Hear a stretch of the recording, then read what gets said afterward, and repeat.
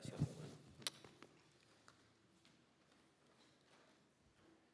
Gracia y paz, hermanos. Estamos comenzando quizás a conocernos. Durante años hemos estado desarrollando un ministerio pastoral en la Iglesia Camino de Fe y bueno, recientemente hemos resuelto dar un paso al costado en cuanto a estar al frente de la obra y traspasar ese resultado de esos años de ministerio a Radio Norte. Y bueno, también nosotros nos estamos conociendo y viendo de integrarnos, ser uno más. Hasta el momento nos hemos sentido en familia, tanto mi esposa como yo, y bueno, hoy me siento no solamente honrado, sino también muy responsable de compartir con ustedes la palabra. Quiero invitarlos a que me acompañen al Salmo 139. Salmo 139, y vamos a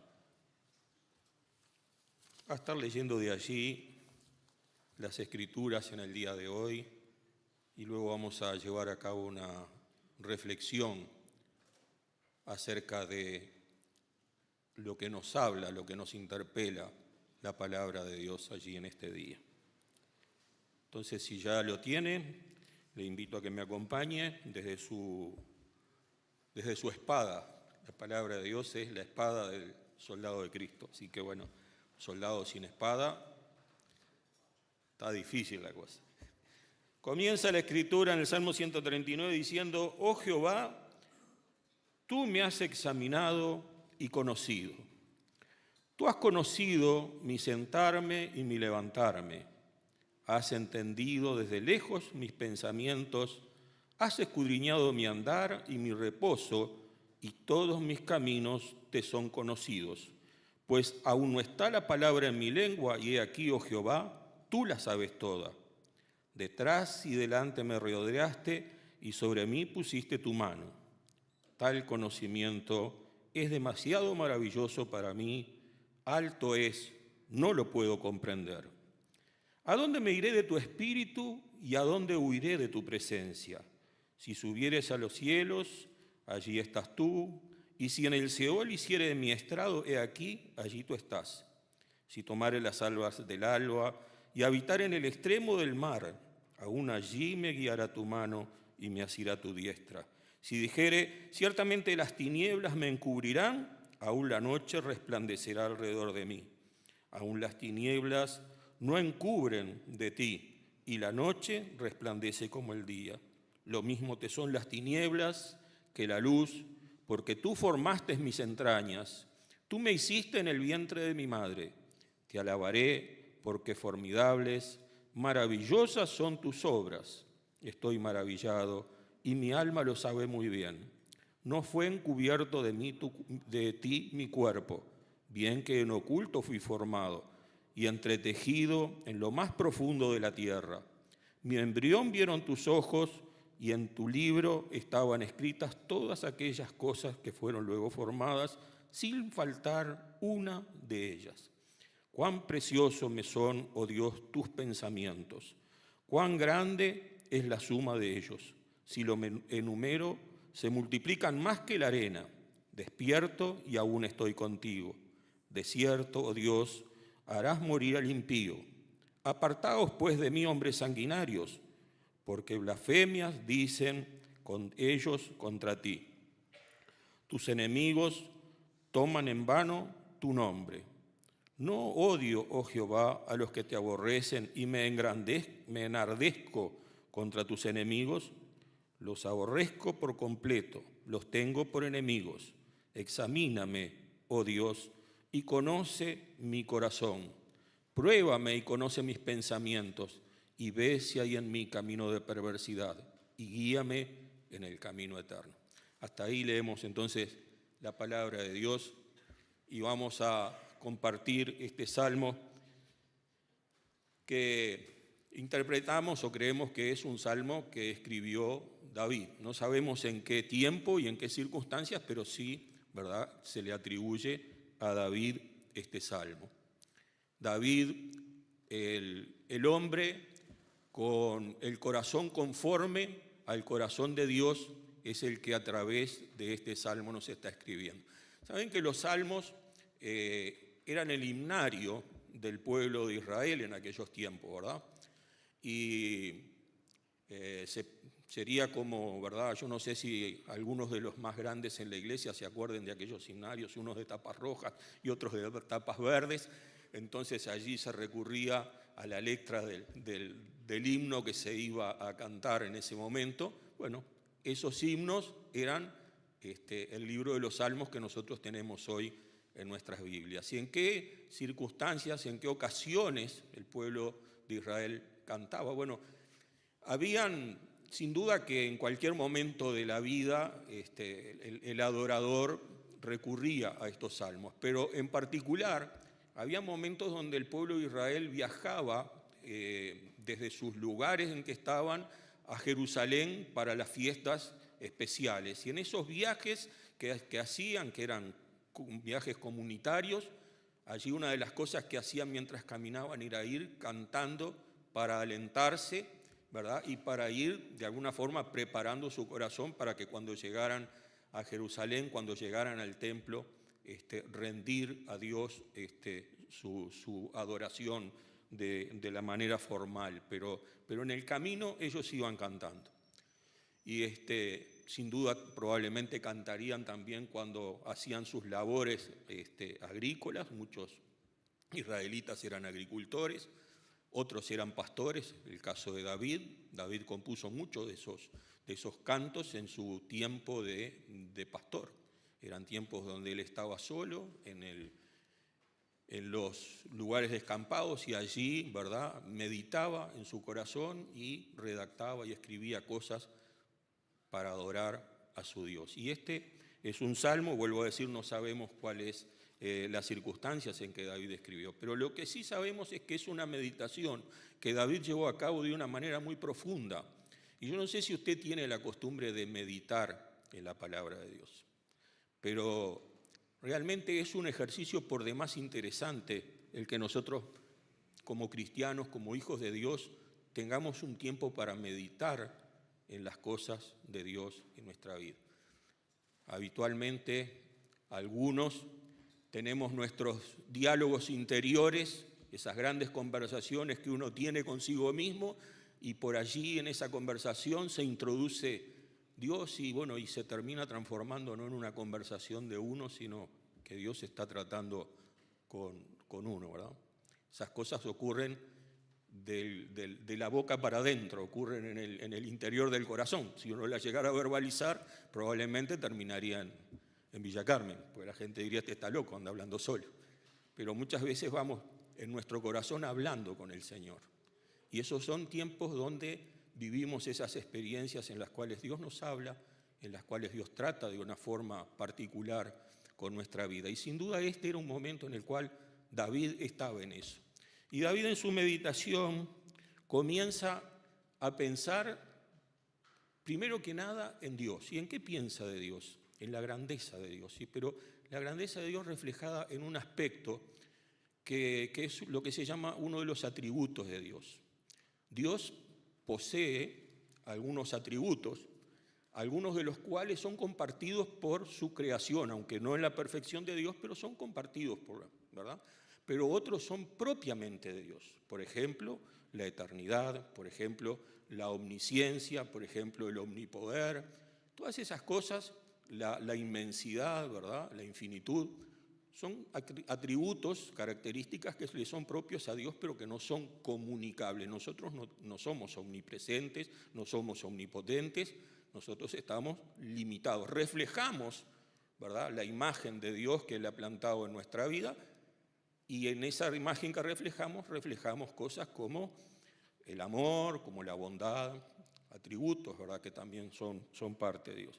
Y Él comienza a reflejar aquí en el Salmo su meditación en función de el omniconocimiento, de cómo Dios tiene conocimiento de todas las cosas, ¿verdad? Allí, a partir Él comienza en el Salmo 1, me has examinado y conocido, y has conocido mi levantarme y mi sentarme. O sea, Dios conoce en detalle las obras, conoce en detalle las acciones que realizamos. También dice mi andar y mi reposo y todos mis caminos. O sea, las acciones, todo lo que hacemos, todo lo que hace David a lo largo del día, él es consciente de que Dios lo conoce. Dios está viendo aquello que, ¿verdad?, David está haciendo. Pero luego también incluye las palabras de su boca, o sea, aquellas cosas que David habla, aquellas cosas que David expresa a través de su boca. Y también de sus pensamientos. Yo quiero decir que este hecho de que Dios es omnisciente, de que Dios conoce todo en nuestra vida, lo que hacemos, lo que no hacemos, lo que deberíamos haber hecho y no hicimos, lo que hicimos y no deberíamos haber hecho, todo eso está, Él lo conoce. Conoce lo que pensamos, conoce las motivaciones. Y eso es atemorizante, ¿verdad? Es decir, alguien que ve, ¿verdad?, aquellas cosas que nosotros de repente no queremos que nadie sepa, que nadie se entere. Pero sí hay alguien que se entera, Dios sabe. Dios nos vio, Dios nos conoce, Dios nos escuchó, ¿verdad? Y tiene esa connotación, ¿verdad?, de decir, oh, cuidado lo que estás haciendo, porque Dios está mirando. No es que nadie te ve, Dios te está viendo. Y un día puede pedirte cuentas. Pero por el otro lado, cuando tenemos una relación con Dios, cuando conocimos a Dios y cuando somos conocidos por Él, cuando Dios nos reconoce como parte de su familia, como parte de su pueblo, como parte de su iglesia, como parte de su reino, entonces el hecho de que Dios conoce todas esas cosas se transforma en algo maravilloso. Porque nosotros recibimos salvación y vida eterna por medio de la fe. Ahora, yo les voy a contar una cosa que quizás ustedes no sepan. Los almuerzos gratuitos no existen. Cuando usted almuerza en un lugar y no le traen la cuenta para pagar, no es porque sea gratis, es porque hubo otro que pagó. El dueño de la casa de comidas, un amigo que le dejó pago aquello. Todos los almuerzos son pagos. La salvación que nosotros disfrutamos en Cristo Jesús es gratuita para nosotros. Nosotros no pagamos por ser salvos. Nosotros no hacemos obras para comprar la salvación. Pero Cristo pagó ese precio. Hoy cantábamos una canción acerca de la sangre de Cristo. Había una parte, ¿verdad? Ese es el precio. Ahora, cuando nosotros pensamos, Dios conoce todo acerca de nosotros, yo me muestro con una cara, me muestro con una apariencia, proyecto una imagen, pero Dios sabe que esa imagen allá adentro no se corresponde mucho con lo otro. Pero aún así, Dios pagó el precio para que nosotros pudiésemos ser salvos. Pero no pagó el precio para que nosotros continuáramos de esa manera, sino que a través de la obra del Espíritu Santo en nuestra vida, Él irnos transformando y transformándonos en un proceso que va a involucrar toda la vida. Mientras nosotros estemos sobre esta tierra, Él va a estar obrando en nuestro ser para transformarnos a la semejanza de nuestro Señor Jesucristo, para que Él, que es el primogénito de los muertos, el que es el hermano mayor de la familia de Dios, se vea reflejado también en nuestra vida. Entonces, cuando David llega al Salmo 6 y ha meditado, ¿verdad?, en ese hecho de que Dios conoce todo, de que está en conocimiento de todo, dice, este conocimiento, el caer en la cuenta de esto, es algo maravilloso para mí. Ahora es algo tan maravilloso que no lo puedo comprender. Y verdaderamente cuando pensamos en por qué Dios nos ama, bueno, llegamos a la conclusión que la única explicación que podemos dar es por el puro afecto de su voluntad, porque Él lo quiso. Porque no hay ninguna razón en ninguna parte de nuestra vida ni del universo que justifique que Dios nos ame. Dios nos ama porque nos ama, y Él es soberano y Él hace como Él quiere. Y nosotros tenemos que aceptar que Él es el soberano y que Él hace como Él quiere. Y dentro de esas cosas está el amor de Dios. la salvación que nos ha dado. Y el hecho de que eso nos constriñe, eso nos impulsa, ese es el motor que nos tiene que llevar a darle adoración a Él, a rendir nuestra vida a Él, a permitir que Él gobierne nuestra vida en todo momento. Pero David no se queda pensando, meditando solamente en el hecho de que Dios conoce todas las cosas. En los versículos del 7 en adelante, porque yo no sé si ustedes lo han estudiado o lo han leído en profundidad, el Salmo 139, pero es un salmo que tiene 24 versículos, y los 24 versículos están divididos en 4 partes de 6 versículos, y cada una de esas unidades de 6 versículos es una unidad referente a un tema. Creo que eso lo hizo el autor, David, por el hecho de que era más fácil de recordar a la hora de cantar. Nosotros tenemos en la iglesia una pantalla que nos recuerda la letra de las canciones que hacemos. Ellos no lo tenían. Es más, muchos de ellos no sabían leer, entonces había que memorizarlo. Y para memorizarlo hay formas que son de ayuda. Una de las formas de ayuda es este tipo de agrupación, así como eso. Y la segunda agrupación apunta al hecho de que Dios es omnipresente, quiere decir, Él está presente en todos lados. No hay un lugar a donde Dios no esté presente. El primer lugar que menciona David es el cielo. Si uno quisiera esconderse de Dios, el último lugar que pensaría es el cielo, porque el cielo es el lugar de su trono, es el lugar de su habitación. Ni pensar. Bueno, entonces si no es el cielo, me voy al otro extremo, al lugar de los muertos. Pero aún allí la presencia de Dios está presente. Y si me fuera y si huyere, y eso es una cosa que refleja el carácter de la humanidad sin Dios. Cuando Adán y Eva comieron del fruto, dice que hicieron 2 cosas de entrada. La primera cosa es que se le abrieron los ojos y vieron que estaban desnudos. No sabemos cuánto tiempo había transcurrido desde que Dios los creó hasta que comieron del fruto prohibido y sus ojos fueron abiertos, pero lo cierto es que todo ese tiempo habían estado desnudos y no se habían percibido. Para ellos no había nada incorrecto, no había nada malo, estaba todo bien. Desnudos, estaban allí, se relacionaban, pero cuando comieron, vieron que estaban desnudos y se avergonzaron. Y la siguiente cosa que hicieron es que cuando llegó Dios, porque cada día el Señor visitaba a Adán y Eva en el huerto de Edén y tenía a la caída de la tarde un tiempo de compañerismo con ellos, huyeron y se escondieron. Huyeron y se escondieron. ¿Por qué se escondieron? Porque tuvieron vergüenza. Sabían que habían hecho algo que no debían hacer, las consecuencias ya se comenzaban a evidenciar en el hecho de que estaban desnudos y se escondieron. Entonces aparece Dios en el huerto de Edén y dice: Adán, ¿dónde estás, Adán? ¿Ustedes creen que Dios no sabía dónde estaba Adán? ¿Alguien cree que Dios no sabía dónde se había escondido Adán? ¿Por qué lo llama entonces?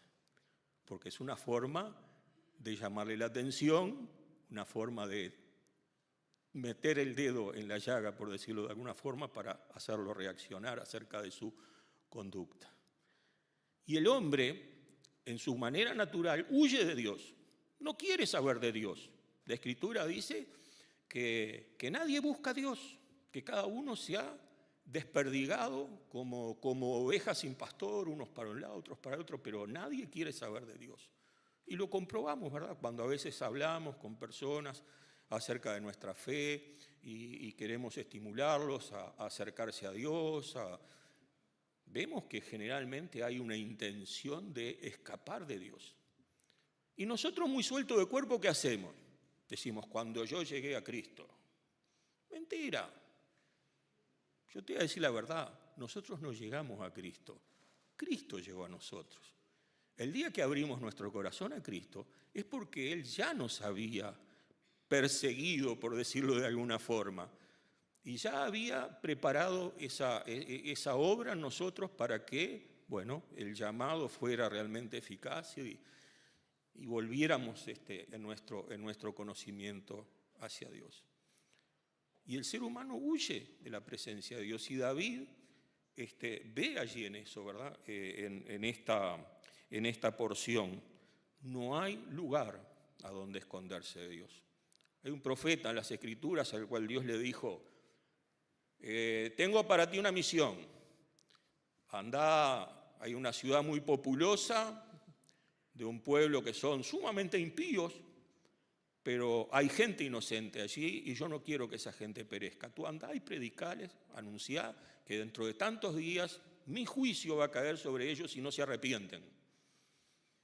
Y el profeta, lejos de tomar en cuenta lo que Dios le estaba indicando, si la ciudad quedaba para allá, él se buscó un barco que lo llevara para allá. Pero Dios es soberano y Él hace como Él quiere. Entonces el Señor preparó una tormenta y como consecuencia de la tormenta, los tripulantes de la embarcación terminaron tirando al profeta al agua. Pero Dios tenía preparado todo el plan. Entonces preparó un gran pez y el gran pez se tragó al profeta. Pero se ve que el profeta era infumable, porque le provocó un ataque de hígado al pez, que buscó una playa donde vomitarlo. Entonces el profeta recapacitó, dijo: mejor voy a hacer lo que Dios me mandó. Conclusión: el profeta cumplió con el mandato de Dios, Dios tuvo un trato luego con él, pero la lección de esa es que no hay donde esconderse de Dios. No hay donde esconderse de Dios. Su presencia siempre va a llegar a nosotros. Y su presencia ha llegado hasta nuestras vidas. Yo no sé el testimonio cómo Dios llegó a la vida de cada uno de ustedes. Yo sé cómo llegó a mi vida. Y si algo era impensable en algún tiempo, es que yo rindiera mi vida a Dios. Yo estaba muy bien con la vida que llevaba, me sentía muy feliz, muy contento, pero bueno, Dios empezó a tratar conmigo de diferentes formas, despertar curiosidades, generar vínculos, y bueno, y un día: Señor, te entrego mi vida, aquí estoy, haz conmigo lo que quieras. Y bueno, y aquí me tienen hoy, después de tantos años de haberle rendido mi vida a Dios. Pero por eso les digo, no es que nosotros llegamos a Cristo, Cristo llega a nosotros. Él le dice en el libro de Apocalipsis a una iglesia, no le dice a una persona, no le dice a un inconverso, le dice a una iglesia: yo estoy a la puerta y llamo. Estoy a la puerta y llamo. Si alguien abre mi corazón, si alguien abre la puerta, entraré. Hermanos, a veces las actividades que son buenas y las cosas que son buenas se transforman en algo que ocupa un eje central en nuestra vida que no puede estar ocupando. Y sin duda estos hermanos allí en esa iglesia del libro de Apocalipsis estaban pasando por esa situación. Ahora David reflexiona, ¿verdad? Dios todo lo sabe, Dios está presente en todos lados. Pero ¿qué hay de mí?, dice David. Señor, ¿qué hay de mí? En otro salmo se pregunta ¿qué es el hombre? Pero este salmo tiene un carácter personal. Él nunca habla en temas generales a lo largo de este salmo. Él siempre se refiere a Él. Me escudriñaste, me rodeaste con tu mano, me pusiste tu mano arriba, abajo, a los costados. Es un carácter realmente personal. Y David dice: ¿qué soy yo? Bueno, allí entonces aparece esa reflexión a partir del verso 12, en el cual David reflexiona acerca de él y cómo desde su formación en el vientre de su madre, Dios estaba presente, el Señor estaba presente en cada aspecto de su vida. Hoy en día nosotros asistimos, ¿verdad?, a esos, ya no son debates, ya son declaraciones sencillamente de que no, la vida no comienza sino hasta determinado punto. No, la Escritura es clara. Cuando hay concepción, hay vida. La vida comienza allí.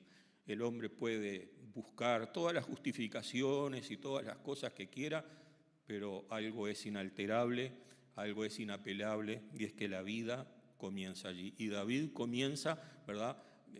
Pasa por esa etapa de la reflexión. Dios, yo estaba en el vientre de mi madre. Y en aquella época no existían ecografías, porque ahora, ¿verdad?, de hace unos cuantos años para acá, es muy lindo. Uno va, mira las ecografías, ve el niño cómo se va formando, lo ve cómo reacciona con el ultrasonido de la máquina, cómo se mueve, ve el sexo que tiene, ya a partir de determinado momento ve si es varón, si es nena. Pero en el tiempo de David eso era un misterio. Era algo que estaba velado al conocimiento humano, estaba metido allí adentro, pero Dios ya le había revelado que allí en el vientre de la mujer, aquello que se estaba formando era una obra que Dios estaba haciendo. Y eso es valioso porque no somos un accidente, más allá de que de repente alguno lo haya pensado en su momento y en su oportunidad. Hay un plan de Dios, hay un concepto de que Dios es no solamente nuestro formador, sino que nos forma con un propósito. Nuestra vida tiene un propósito, nuestra vida tiene un sentido. No nacemos en cualquier momento de la historia, nacemos en el momento de la historia que es el momento oportuno. Y para nosotros el tiempo oportuno es es ahora. ¿Que son circunstancias difíciles? Sí, nunca fueron fáciles. Para el pueblo de Dios nunca las circunstancias fueron fáciles, pero siempre el Señor estuvo a su lado, siempre el Señor los fortaleció, siempre el Señor los sostuvo, y cuando fue necesario, Dios luchó por ellos. Y en nuestro tiempo también, ¿verdad? Nuestra vida tiene un propósito, nuestra vida tiene un sentido. Hay un mundo de las puertas de la iglesia para afuera que está necesitando escuchar el mensaje de salvación. Dios tiene un pueblo allí afuera que necesita recibir esa palabra de verdad. Entonces, es parte del propósito con el cual Dios nos ha llamado a la vida en este tiempo. Y David llega el momento, ¿verdad?, en su reflexión, donde también reflexiona acerca del mal, de la existencia del mal y de las cosas malas de este mundo. Y allí habla, ¿verdad?, a partir del verso 18, del verso 19, acerca del impío, acerca de aquella persona que no solamente no está en Cristo, que solamente no le ha llegado el turno de su conversión, sino que activamente es alguien que es contrario, es refractario al Evangelio, es alguien que es totalmente refractario a Dios y a su voluntad. El apóstol Juan, en la carta, en el libro de Apocalipsis, usa repetidamente una frase que dice: los moradores de la tierra. Los moradores de la tierra no son solamente las personas que viven sobre la tierra, que caminan sobre la tierra. Él hace referencia a aquellas personas cuyo centro de su vida, cuyo eje de su vida, cuyo interés en su vida está solamente referido a las cosas de esta tierra. Y todo lo que no sea de esta tierra no solamente les resbala, sino que les choca y hasta se transforman en adversarios. En un lugar donde trabajé, el jefe directo que tenía, los domingos era parte de una iglesia histórica, y no recuerdo si era el martes o el miércoles, que iba a la secta masónica, a la lógica masónica, era masón. Y en una oportunidad, cuando recién se empezaron a tratar los temas referidos al aborto, alguien de un ministerio que se llamaba Enfoque a la Familia vino a Uruguay y realizó una reunión importante, donde convocó a gente de todas las iglesias que quisieran acompañar.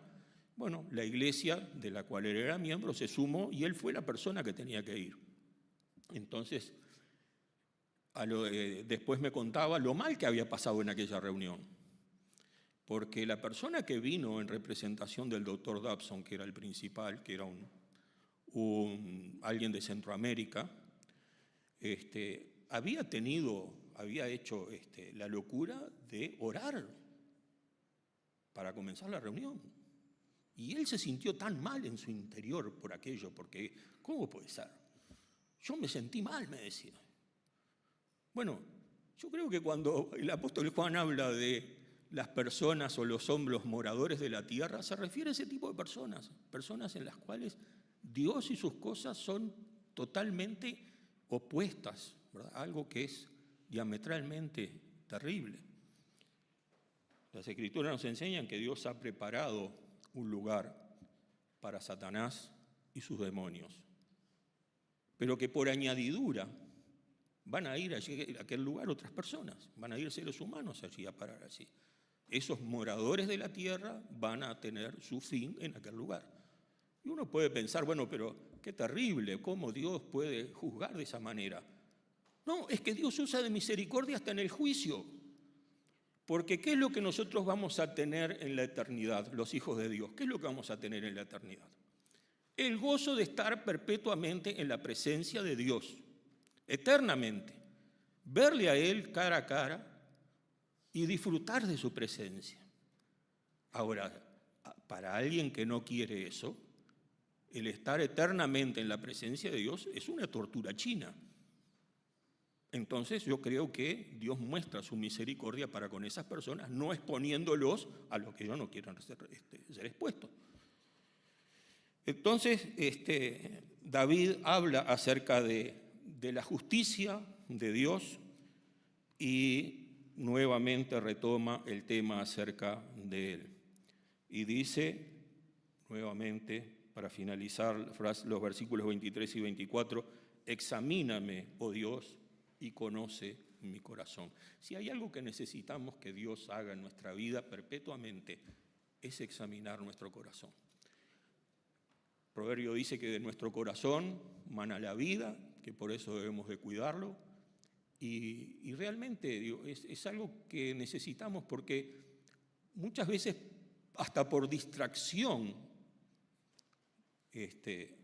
necesitamos que Dios haga eso para poder limpiar allí aquellas cosas de nuestro corazón.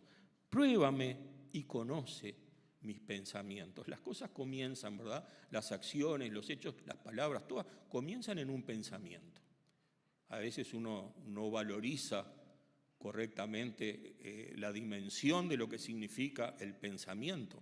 Un solo pensamiento, ¿verdad?, puede llevarnos cautivos para donde Él quiera. Y si no, cuénteme, ¿cuántas veces usted está sentado en el banco de la iglesia y acá adelante hay un hermano que está dirigiendo la alabanza, o una hermana, o alguien que está predicando, y usted está escuchando atentamente, pero viene un pensamiento y es como que se lleva cautiva la atención? Bueno, por eso nosotros necesitamos, ¿verdad?, ser conscientes y tener cuidado con nuestros pensamientos. Y dice, ve si hay en mí camino de perversidad y guíame en el camino eterno.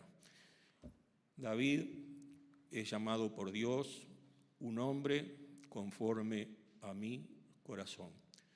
De esa manera nosotros tenemos allí como un ejemplo, como un desafío para nuestra vida de transitar por ese camino de David, de ser meditadores, ¿verdad?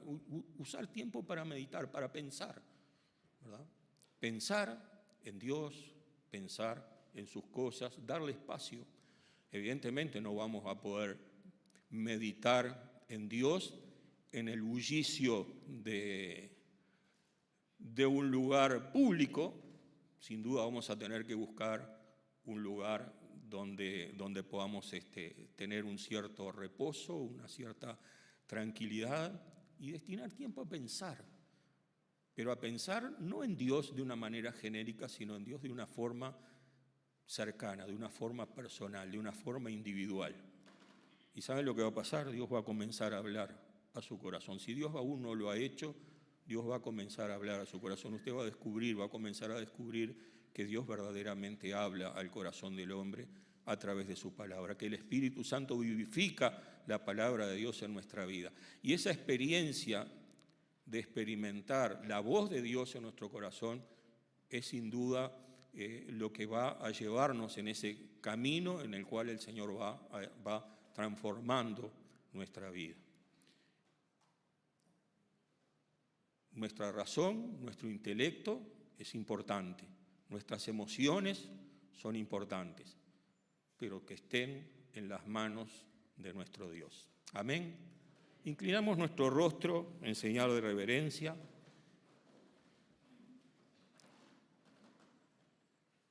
Yo quiero decir que las cosas no ocurren por casualidad.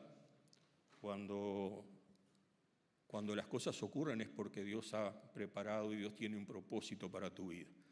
Quizás hoy viniste a la iglesia, viniste al templo porque te invitaron, viniste al templo porque, en fin, diferentes razones, pero la verdad es que Dios tenía algo para que tú escucharas, Dios tenía algo para que tocara tu corazón y que a través de eso Él te llamara para que le entregaras su vida. Si tú has experimentado hoy que a través de la lectura de este salmo y a través del comentario de este salmo Dios te ha hablado y te está llamando a salvación, quiero decirte que hoy es un tiempo oportuno, hoy es el momento en el cual Dios te está llamando. Así que te voy a pedir que allí donde tú estás, inclines tu rostro en señal de reverencia, que cierres tus ojos, no porque sea algo mágico, sino porque es una forma en la cual estamos solos con el Señor. Cerramos nuestros ojos, nos apartamos de lo que está a nuestro alrededor, centramos nuestra atención en el Señor y le decimos: amado Dios,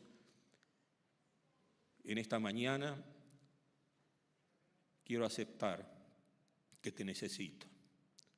Quiero aceptar, Señor, que aunque he vivido de la forma en la cual he querido, hay insatisfacción, hay necesidad, y yo siento que este es el día en el cual debo de entregar mi vida a ti.